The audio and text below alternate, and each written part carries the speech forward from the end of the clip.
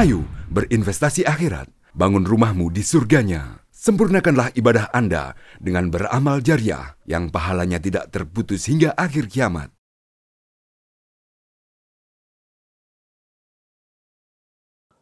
Assalamualaikum warahmatullahi wabarakatuh. Alhamdulillah. Alhamdulillahi ala ihsanih. Wa syukru lahu ala taufiqihi wa amtinanih. Wassalatu wassalamu ala ashrafil anbiya'i wal mursalin. Wa ala alihi wa ashabihi. Thumma amma ba'd. Hadirin rahimani wa rahimakumullahu ta'ala. Kita bersyukur kepada Allah subhanahu wa ta'ala atas segala nikmat yang Allah karuniakan kepada kita. Dan di antara nikmat yang agung tersebut adalah Allah berikan kita kesempatan untuk hadir di majelis ilmu. Mudah-mudahan kehadiran kita di majelis ilmu ini terlebih lagi kita lakukan atau kita laksanakan majelis ini setelah kita usai melaksanakan salat wajib, salat maghrib secara berjamaah. Maka di saat kita duduk di majelis ilmu ini, niatkan sekaligus untuk menunggu salat. Karena Nabi SAW mengatakan, Inna ahadakum la yazalu fi salatihi man tadhara shalah. Sesungguhnya salah seorang di antara kalian, manakala dia selesai melakukan salat, dia duduk di masjid. Dalam riwayat yang lain disebutkan dia duduk di masjid sambil menunggu salat, dia isi dengan ketaatan, membaca Al-Quran, mendengarkan ilmu, berzikir, bersalawat kepada Nabi SAW, beristighfar, dan ibadah-ibadah yang lain, bukan ngerumpi, ya, maka dia terhitung seperti orang yang sedang sholat selama dia masih dalam kondisi sedang menunggu sholat. Maka ini adalah salah satu nikmat yang agung. Karena tidak setiap orang bisa duduk lama di masjid. Dan alhamdulillah kita minimal di saat majelis ilmu kita hadir dan kita duduk di masjid. Maka niatkan sekaligus untuk menunggu sholat. Sehingga kita mendapatkan pahala yang lebih banyak yang berlipat ganda. Salawat dan taslim senantiasa kita haturkan kepada tauladan kita Nabiullah Muhammad SAW beserta keluarga beliau, sahabat-sahabat beliau, para tabi'in dan tabi'ut tabi'in. Serta kita memohon kepada Allah Subhanahu wa taala yang Maha Pemurah dan Maha Penyayang, semoga kelak di yaumil akhir kita termasuk umat Nabi Muhammad SAW yang akan mendapatkan syafaat dari beliau SAW, dan semoga kita dikumpulkan di surganya Allah bersama dengan Rasulullah SAW. Amin ya rabbal alamin. Hadirin jamaah salat maghrib rahimani wa rahimakumullah ta'ala. Kajian kita pada malam hari ini melanjutkan pembahasan tentang tauhid, dan kita masih membahas tentang syarat-syarat la ilaha illallah. Kita sudah menjelaskan sebelumnya 6 syarat. Artinya sekarang adalah syarat yang ke-7, yang insya Allah ini adalah syarat yang terakhir. Sebelum kita lanjutkan pada pembahasan tentang syarat yang terakhir, saya ingin memastikan dulu kita minimal masih ingat, dan tentu nanti diulang-ulang supaya paham. Syarat yang 1 sampai 6. Masih ingat ya, Bapak-bapak? Hadirin? Masih? Taib. Yang pertama apa? Syarat yang pertama syarat la ilaha illallah. Ayo.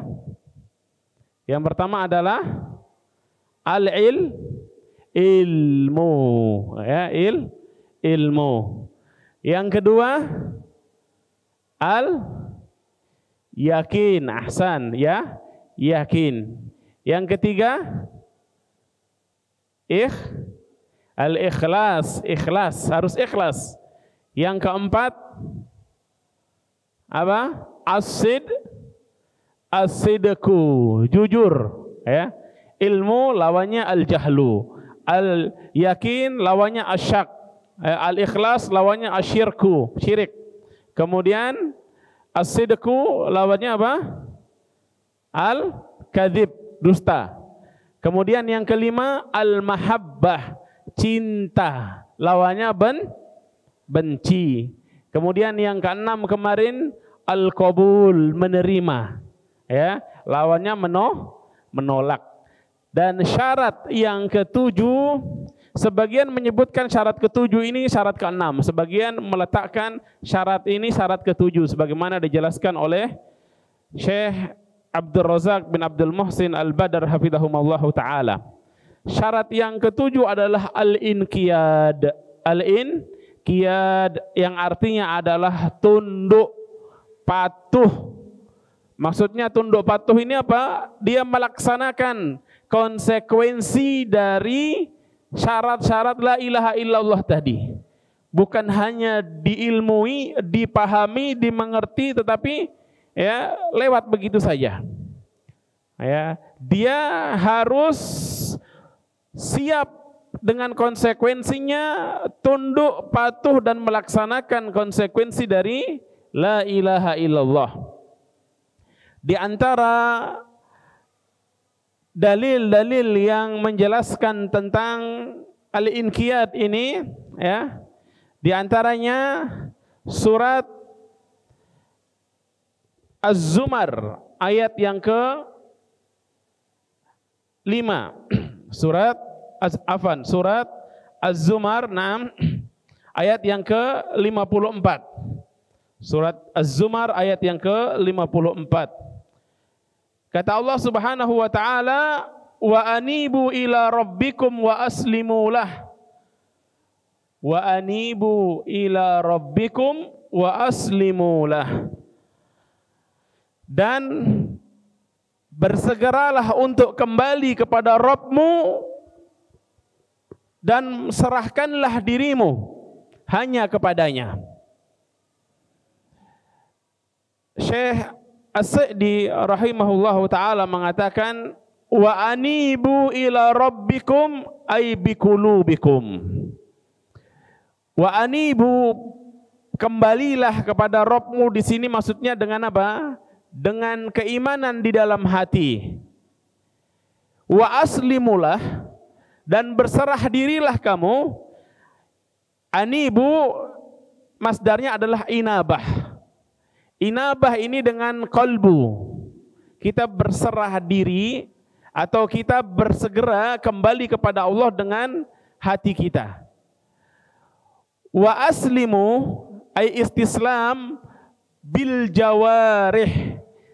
Wa aslimu, dan berserah dirilah kepada Rabbmu dengan apa? Dengan amalan-amalan anggota badan.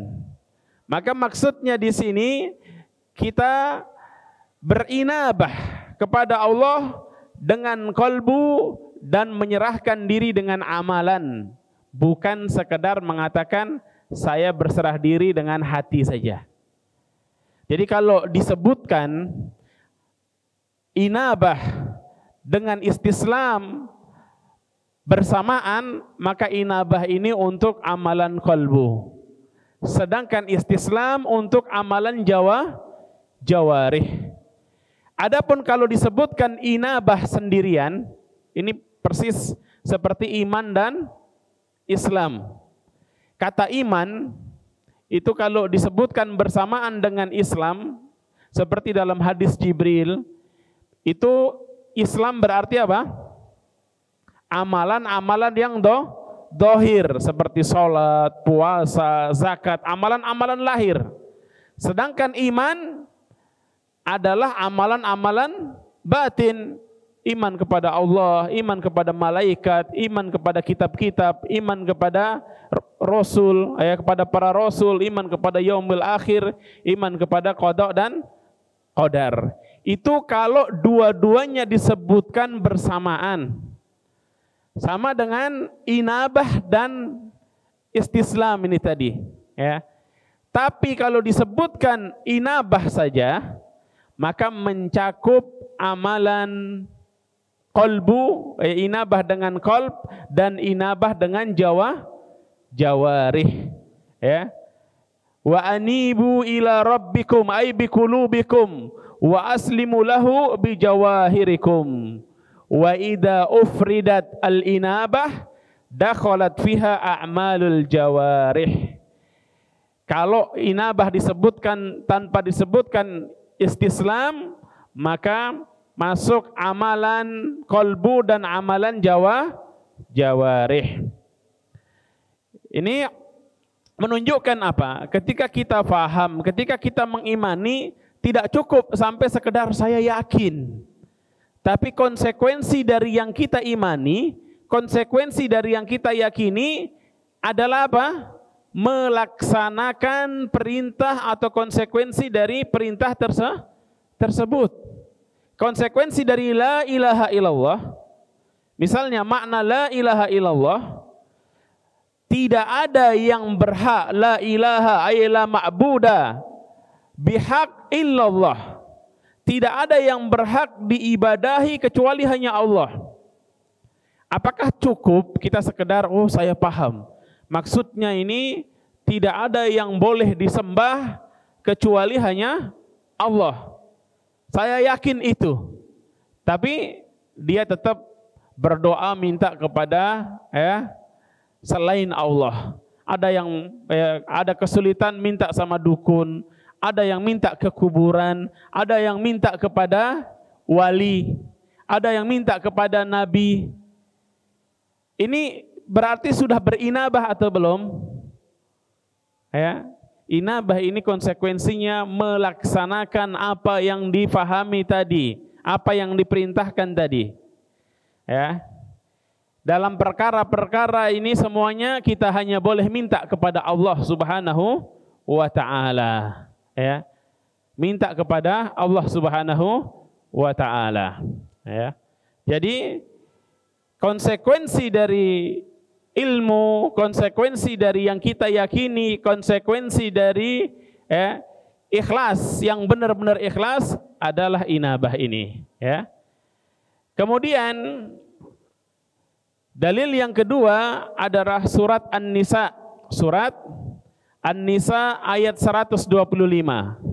Surat An-Nisa ayat 125.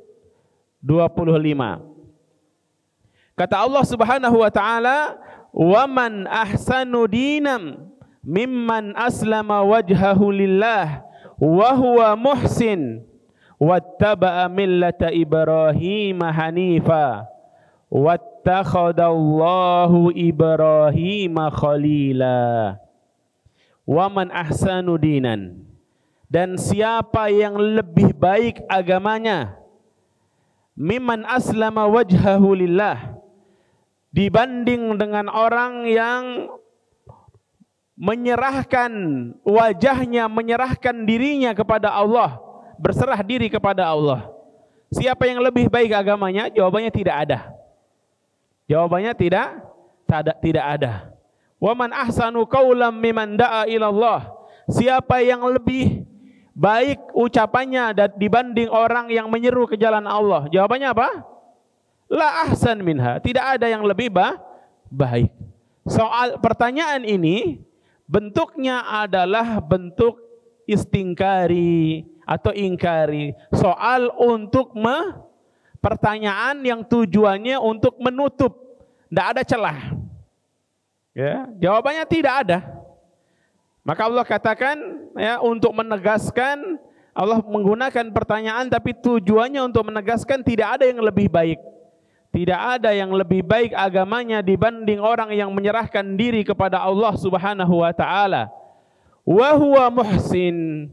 Ya, wa huwa muhsin. Al-Imam Ibnu Katsir rahimahullahu taala dalam kitab tafsir Al-Qur'an Al-Azim, dalam tafsir beliau mengatakan, wa man ahsanu dinan mimman aslama wajhahu lillah. Ay akhlasal amala li rabbih azza wa jalla fa'amila imanan wahtisaban. Yang dimaksud dengan orang yang menyerahkan dirinya, wajahnya kepada Allah, yaitu orang yang beramal ikhlas hanya untuk Tuhannya, hanya untuk Allah azza wa jalla. Fa'amila imanan wahtisaban. Maka dia beramal ini imanan wahtisaban, didasari dengan keimanan dan mengharapkan pahala semata-mata dari Allah Subhanahu wa taala. Wa huwa muhsin, dalam kondisi dia muhsin, berbuat ihsan. Apa yang dimaksud dengan muhsin di sini? Kata Al-Imam Ibnu Katsir rahimahullahu taala, ayattaba'a fi amalihi ma syara'ahu Allah, ay ma syara'ahu Allahu lahu wa ma arsala bihi rasulahu minal huda wa dinil haq wa hadani syartan la yasihu amalu amilin bidunihima ay yakunu khalisan sawaba wal khalisu an yakuna lillahi wahdah was sawabu an yakuna mutbi'an lisyari'ati fayasihu dhahiruhu bil mutaba'ati wa batinuhu bil ikhlas. Ini penjelasan Imam Ibnu Katsir. Apa kata beliau? Orang yang dikatakan muhsin adalah orang yang beramal dengan mengikuti syariat Allah dan meneladani apa yang diturunkan kepada Rasulullah sallallahu alaihi wasallam. Beliau katakan wa hadzani syartani la yasihu amalu amilin bidunihima. Ikhlas dan mutaba'ah ini adalah dua syarat yang harus dipenuhi. Kalau salah satunya tidak terpenuhi, maka amalan, perbuatan, ibadah seorang hamba tidak akan dianggap benar. Apa tadi syaratnya? Ikhlas hanya untuk Allah Subhanahu wa taala dan benar caranya. Beliau katakan dua syarat ini, ya, ini adalah sekaligus sebagai barometer amalan orang itu benar atau tidak dari dua ini. Barometer untuk amalan kolbu tadi, al-inabah, ya kan? Inabah yang digandengkan dengan istislam tadi ayat yang pertama. Barometernya apa? Barometernya adalah ikhlas. Dia beramal untuk siapa? Dia datang ngaji, datang di majelis ilmu untuk siapa? Untuk Allah, untuk mencari keridhaan Allah, atau untuk mencari keridhaan manusia? Dia bersedekah, dia berinfak untuk apa? Untuk dipuji manusia, ataukah untuk mencari keridhaan Allah? Dia berbakti kepada kedua orang tuanya untuk apa? Untuk mencari keridhaan Allah dalam rangka melaksanakan perintah Allah atau supaya dianggap baik sama orang tua? Ini kaitannya dengan apa? Amalan qalbu. Amalan qalbu. Siapa yang tahu? Ya, yang tahu dia dengan Allah Subhanahu wa taala. Bahkan setan nggak tahu yang ada di dalam kalbu antum, ya ikhwan. Ya, setan nggak bisa, ya. Dia bisa membisik-bisik, mempengaruhi, tapi hakikat yang ada di dalam kalbu antum ketika antum tidak nampakkan, setan pun nggak tahu. Setan pun nggak tahu. Ya, hanya antum dan Allah yang tahu. Allah Maha tahu kalau Allah, ya. Makanya apakah amalan kita ini benar atau tidak secara batin, barometernya adalah ikhlas atau tidak. Niatnya untuk siapa? Maka Nabi mengatakan apa?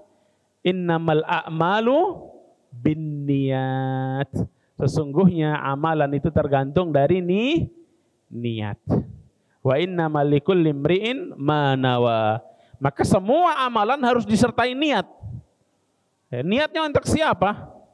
Ya, niatnya untuk siapa kita sholat, kita ini. Kalau nggak disertai dengan niat, ya, atau niatnya salah, maka tidak benar dari sisi amal batin dan dia berarti tidak diterima.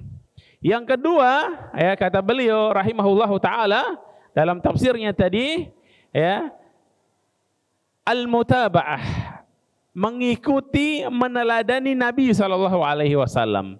Itu adalah barometer amalan ini benar atau tidak secara lahir. Bisa dilihat. Karena amalan lahir kita sholat. Bagaimana kita bertakbir, bagaimana kita angkat tangan, ya kan? Kita haji. Misalnya ada orang haji, ya. Dia mengelilingi Ka'bahnya, ya. Menghadap ke memulainya ini misalnya Ka'bah, ya. Kemudian kalau kita tawaf di Ka'bah, tawaf mengelilingi Ka'bah, Ka'bah itu di arah sebelah mana kita? Sebelah kiri. Ini Ka'bah misalnya, ya. Kita di sini. Kita putarnya ke sini, ya. Ka'bah di sebelah kiri kita, ya. Kalau kita balik, ya, Ka'bah di sebelah kanan kita muter searah jarum jam berarti, ya kan? Boleh atau tidak? Kan sama-sama 7 kali, sama-sama keliling Ka'bah itu. Boleh atau tidak? Cuman bedanya satu searah dengan jarum jam, ya, muternya searah dengan jarum jam, artinya dari kiri ke kanan. Yang satu dari kanan ke arah kiri, ya, berlawanan dengan arah jarum jam. Boleh atau tidak? Kalau ada yang bilang, nggak apa-apa, saya kan tawaf di Ka'bah juga, bukan di tawaf di mana? Kuburan, bukan juga tawaf di mana? Gunung atau di ini. Saya tawaf di Ka'bah. Jawabannya boleh atau tidak? Nggak boleh, nggak sah. Semua ulama sepakat nggak sah, iya kan? Karena kenapa? Karena kita punya barometer. Tawaf itu ibadah yang sudah dicontohkan oleh siapa? Oleh Rasulullah Sallallahu Alaihi Wasallam. Ada contohnya, ada panduannya. Ya, kita mau berhaji, cara manasiknya kata Nabi, khudhu anni manasikakum. Pelajarilah dariku cara kalian melakukan ibadah manasik, baik haji ataupun umrah. Gak boleh seenak kita, saya mau begini, ya. Kalau sudah jelas aturannya, maka tidak boleh. Ada memang dalam hal ibadah terkadang masalah fikih itu ada yang lebih fleksibel. Kenapa? Karena kadang Nabi melakukan seperti ini, kadang melakukan yang berbeda. Misal bacaan doa iftitah. Nabi itu terkadang membaca apa? Allahumma ba'id baini wa baina khotoyaya. Terkadang juga membaca wajjahtu wajhiya lilladzi fataras samawati wal ard hanifa muslimah dan seterusnya. Bahkan terkadang membaca doa-doa iftitah yang lainnya yang beliau contohkan. Maka ketika kita membaca ini, membaca itu, boleh-boleh saja karena sama-sama ada panduannya dari Rasulullah Sallallahu Alaihi Wasallam. Tapi manakala kita membuat sendiri cara yang itu tidak ada contohnya dari Nabi dan ibadahnya ibadah mahdhah, maka jelas-jelas tidak boleh. Kata Al-Imam Ibnu Katsir tadi, Imam Ibnu Katsir ini adalah salah seorang mufasir yang sangat terkenal, ya, dan beliau adalah salah satu ulama dari madhab fikihnya adalah madhab Syafi'i. Ya, beliau mengatakan tadi ikhlas dan mutaba'ah itu adalah dua syarat yang harus dipenuhi dalam amalan. Kalau ada salah satunya yang nggak dipenuhi, maka tidak diterima oleh Allah Subhanahu wa Ta'ala. Dia ikhlas karena Allah, tapi caranya salah. Kalau salah dia nggak tahu, Allah Maha Pengampun. Tapi dia malas tahu atau sengaja, ya, maka ini tidak boleh. Ya. Benar sekali caranya, Masya Allah, sampai gerakannya detil. Ya, karena kita mau belajar tentang haji, itu detil para ulama menyebutkan bagaimana tata cara manasik haji yang dicontohkan oleh Rasulullah. Salat, Rasulullah mencontohkan bagaimana mulai takbiratul ihram sampai salam semuanya. Detil disampaikan oleh para ulama melalui silsilahnya sampai kepada Nabi SAW dari hadis-hadis yang sahih. Ya. Jadi dalam amalan dua hal ini sangat penting, harus menjadi perhatian kita.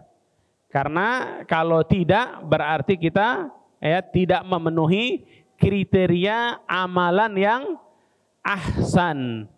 Amalannya, fiilnya ahsan. Orangnya yang melakukan disebut muhsin. Makanya dalam ayat ini disebutkan waman ahsanu dinam miman aslama wajhahu lillah wa huwa muhsin, dan dia berbuat ihsan. Berbuat ihsan di sini maksudnya tadi disebutkan oleh Al-Imam Ibnu Katsir, dua syaratnya harus terpenuhi. Kemudian beliau katakan wattaba'a millata Ibrahim hanifa. Dan yang dimaksud dalam ayat ini tentu adalah Rasul sallallahu alaihi wasallam dan para pengikutnya. Dia mengikuti milahnya Ibrahim. Hanif. Hanif itu apa artinya hanif ya syabab? Hanif itu apa? Hanif itu apa? Masa lupa? Lupa atau tawadu ini? Hanifah apa Hanif? Hanif kalau diterjemahkan secara umum apa? Lurus.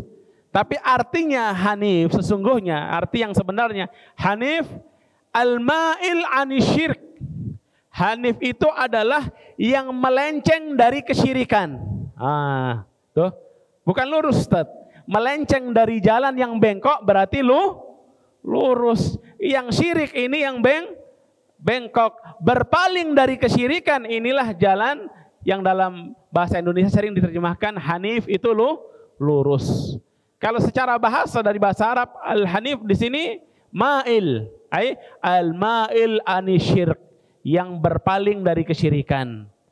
Maka mengikuti jalan yang lurus.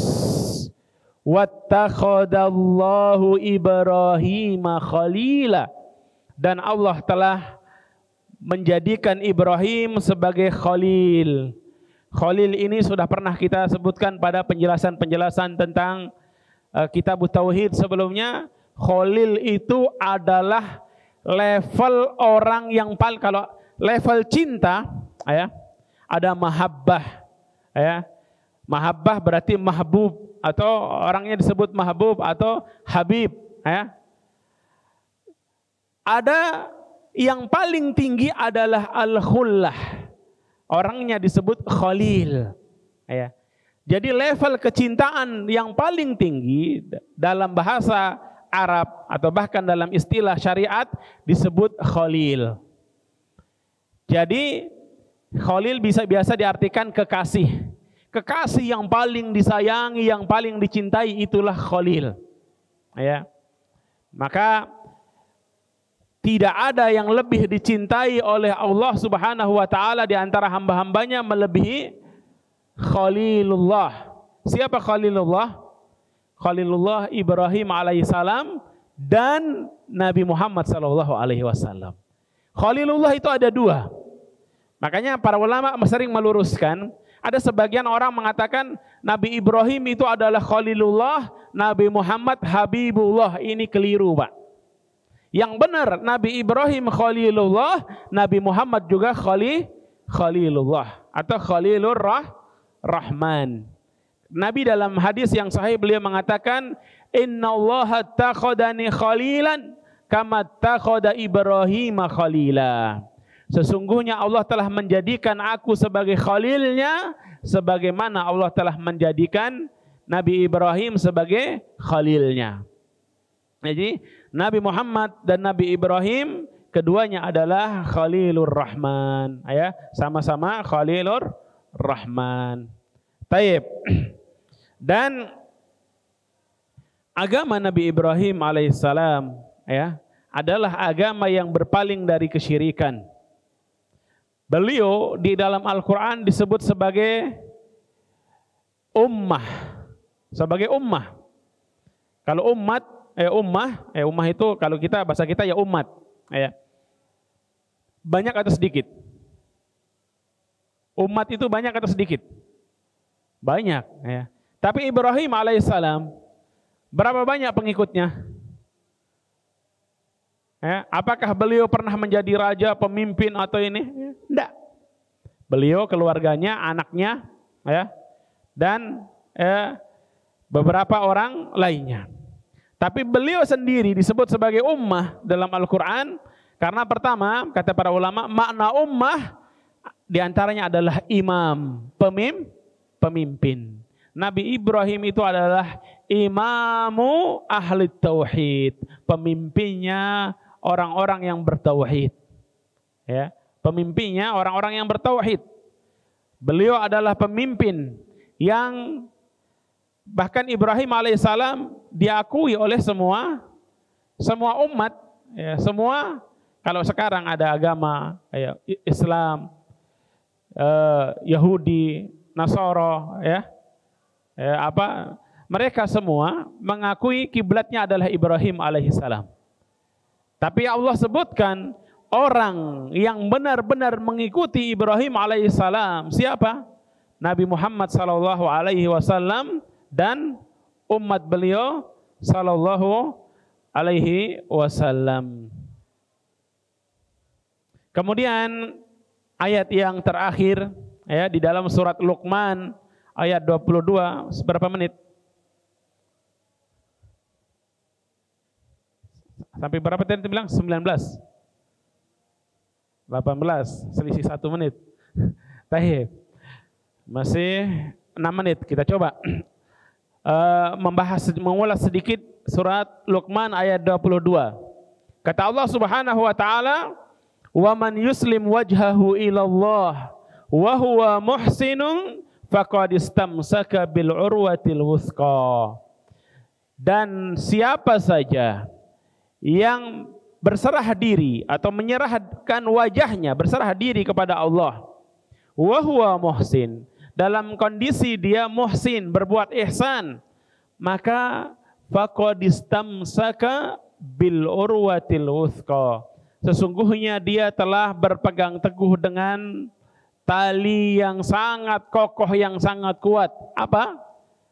Ya, hablullahil matin, tali agama Allah yang sangat kokoh, yang sangat kuat. Yaitu siapa? Orang yang berserah diri dengan amalan yang batin dan dohir, yang dohir dan batin, dan memenuhi 2 syarat tadi. Kalau itu dilakukan, maka sungguh dia benar-benar telah berpegang kepada al-urwah al-wuthqa. Kata sebagian salaf, seperti yang disebutkan oleh salah seorang ulama, bahwasanya al-urwatul wuthqa adalah la ilaha illallah. Tali agama Allah yang paling kuat, al-matin, adalah kalimatut tauhid, la ilaha illallah, yang kata Rasul sallallahu alaihi wasallam, man kana akhiru kalamihi la ilaha illallah dakhalal jannah. Siapa yang akhir ucapannya di dunia adalah la ilaha illallah, maka dia akan masuk surga. Bagaimana kita bisa berpegang dengan la ilaha illallah sampai akhir hayat kita? Tadi berbuat istislam dan ihsan, ya, beramal dengan amalan yang benar secara dohir dan secara batin. Harus sinkron antara amal yang dohir dan yang batin. Kalau orang dohirnya saja bagus tapi batinnya rusak, ini diterima enggak amalannya? Tidak. Disebut apa? Dohirnya bagus, nampaknya bagus, tapi yang tersembunyi sangat buruk. Apa? Munafik. Ya munafik, orang-orang munafik ya. Yura'unan nas, berusaha untuk memperdaya manusia dengan menampakkan yang indah, menampakkan yang baik-baik, ya, ingin dilihat manusia. Ya. Amalannya adalah amalan supaya dipuji, supaya disanjung dengan dilihat oleh manusia. Ya. Maka seorang muslim bukan hanya dohirnya yang bagus, tapi harus dibarengi dengan keyakinan dan keimanan yang benar, baiknya dan bagusnya batinnya. Sebaliknya, tidak cukup orang mengatakan, oh batinnya bagus. Ya, dia katakan apa? Al-imanu at-taqwa hahuna. Takwa itu di sini. Takwa hahuna. Itu hadis Nabi, betul. At-taqwa hahuna. Takwa itu di kolbu. Tapi tidak boleh orang lantas mengatakan at-taqwa hahuna, tapi dia disuruh sholat apa? Ustaz, ngapain sholat capek-capek? At-taqwa hahuna. Allah Maha tahu yang ada di dalam hati saya, di dalam kolbu saya. Yang penting kolbu saya ini, yang penting hati saya sholat. Sholat itu kan zikir, zikir itu kan eling, sing penting eling. Ini ngawur. Disuruh yang perempuan disuruh pakai jilbab, pakai hijab. Ukti pakai jilbab menutup aurat. Ustadz, yang penting hati saya yang saya jilbabi. Kalau itu enggak penting. Kan at-taqwa hahuna. Benar atau tidak? Tidak benar.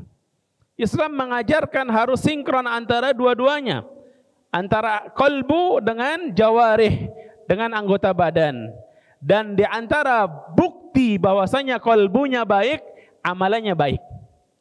Kalau orang amalannya baik karena Allah, berarti kolbunya baik.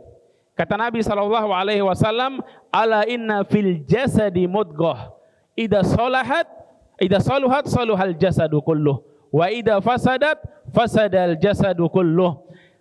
Di dalam hati manusia, di dalam tubuh manusia ada segumpal daging, yaitu kolbu. Kalau baik, maka amalannya juga baik. Demikian kajian kita pada malam hari ini. Semoga yang sedikit ini bermanfaat bagi kita semua dan menjadikan kita hamba-hamba yang benar-benar faham tentang la ilaha illallah serta mengamalkan makna dan syarat la ilaha illallah. Wallahu taala a'lam bisawab. Wassallallahu ala nabiyyina Muhammadin wa ala alihi wa sahbihi wasallam. Wa akhiru da'wana alhamdulillahi rabbil alamin. Assalamualaikum warahmatullahi wabarakatuh. Ayo dukung media dakwah Masjid Agung Al-Akbar dengan ikut berdonasi pengadaan alat multimedia dan operasional dakwah. Usia boleh terputus, pahala jariah mengalir terus.